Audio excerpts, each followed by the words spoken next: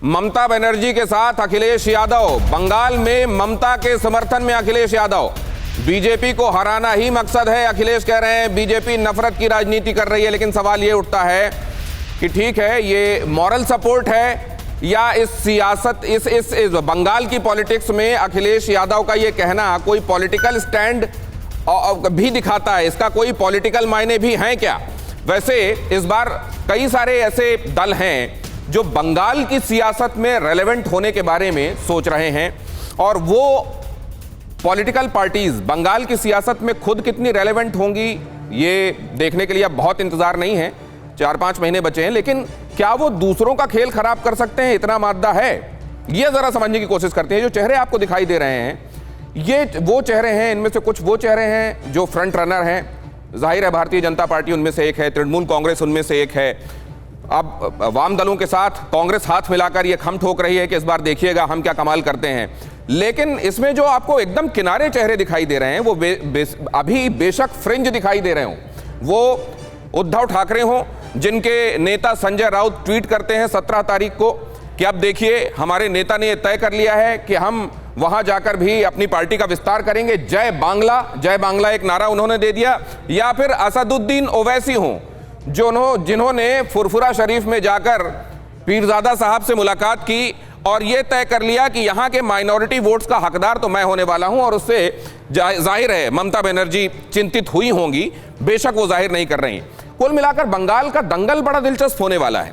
बंगाल का दंगल इसलिए दिलचस्प होने वाला है क्योंकि ये जो नए एंट्रेंट हैं जिनके बारे में मैं आपसे चर्चा कर रहा हूं, मसलन असदुद्दीन ओवैसी, मसलन उद्धव ठाकरे की पार्टी शिवसेना, ये क्या करेंगी? ये पार्टी विस्तार के हिसाब से आ रही हैं या वोट काटने के हिसाब से आ रही हैं? तृणमूल कांग्रेस आपको नजर आ रही है, आपको नजर आ रही है भारतीय जनता पार्टी, कांग्रेस और वामदलों का गठबंधन। हालांकि ये कांग्रेस और वामदलों का गठबंधन आया राम गया राम किस्म का रहा है। इन्होंने कभी असेंबली का इलेक्शन साथ मिलकर लड़ा, लेकिन उसके बाद जैसे ही लोकसभा का इलेक्शन आया 2016 के बाद 2019 आया तो ये अलग अलग हो गए चुनावों में। 2016 में भी जब सीटों का बंटवारा हो रहा था तो कांग्रेस ने ज्यादा सीटें मांगी थी, दी नहीं गई, कहा गया यहां के राजा तो हम हैं, लेकिन सीटें जो मिली उसके हिसाब से कांग्रेस का स्ट्राइक रेट बेहतर रहा। अभी भी ये कहा जा रहा है कि इनके बीच में सीटों की समझ को लेकर बात बनेगी नहीं उतनी। और यहां आपको दिखाई दे रहे हैं शिवसेना, असदुद्दीन ओवैसी, और इसके अलावा अभी जैसे अखिलेश यादव का बयान हमने आपको सुनाया ही। क्या ये पार्टियां बंगाल में स्टैंड रखती हैं? हम इसलिए भी कह रहे हैं क्योंकि शिवसेना ने, आपको याद होगा, बिहार के संदर्भ में भी ताकत आजमाने की कोशिश की थी, कहा था 50 उतारेंगे, उतारे 22, और जो वोट मिले वो 0.05% वोट मिले।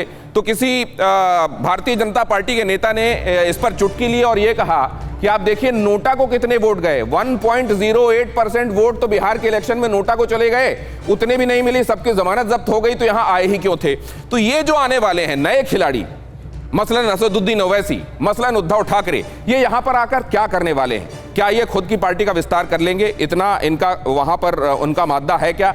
या फिर ये खेल बिगाड़ेंगे? मसलन असदुद्दीन ओवैसी के बारे में ये कहा जा रहा है वो माइनॉरिटी वोट ले जाएंगे, और इससे कम से कम 4 जिले ऐसे हैं जिनकी सीटें, जिनमें आने वाले जो विधानसभा क्षेत्र हैं वहां ममता बनर्जी का कैलकुलेशन गड़बड़ाएगा, क्योंकि माइनॉरिटी वोट में सेंधमारी करने का काम असदुद्दीन ओवैसी करेंगे। इसी तरीके से उद्धव ठाकरे के बारे में यह कहा जा रहा है, भारतीय जनता पार्टी तो कम से कम यह कहती है कि ममता बनर्जी के इशारे पर उद्धव ठाकरे यहां पर 3 दशकों तक साथ मिलकर सरकार में रहे, साथ मिलकर गठबंधन में रहे, लेकिन अब ऐसे दुश्मन हो गए कि ममता बनर्जी के इशारे पर उद्धव ठाकरे की पार्टी वहां जाकर चुनाव इसलिए लड़ने वाली है ताकि हिंदू वोटों का बंटवारा हो सके। क्या वाकई ऐसा है या ये थ्योरीज हैं? जिसको जो सूट करता है उस हिसाब से देखता है। ये कुल मिलाकर वो हाथी है जिसमें पट्टी बांधकर उसके अंगों को हाथ लगाकर ये समझने की कोशिश की जाती है कि है क्या, कोई कान को सूपा समझता है और कोई पैर को खंबा। क्या इसी तरीके का ऐसा कुछ यहां होने वाला है? ये किस तरीके का जाल है और इसमें कौन जाल में फंसा रहा है कम से कम वोटों के हिसाब से, और कौन खुद आने वाले दिनों में शिकार हो सकता है? फिक्र आपकी, सोमवार से शुक्रवार रात 9 बजे सिर्फ TV9 भारतवर्ष पर।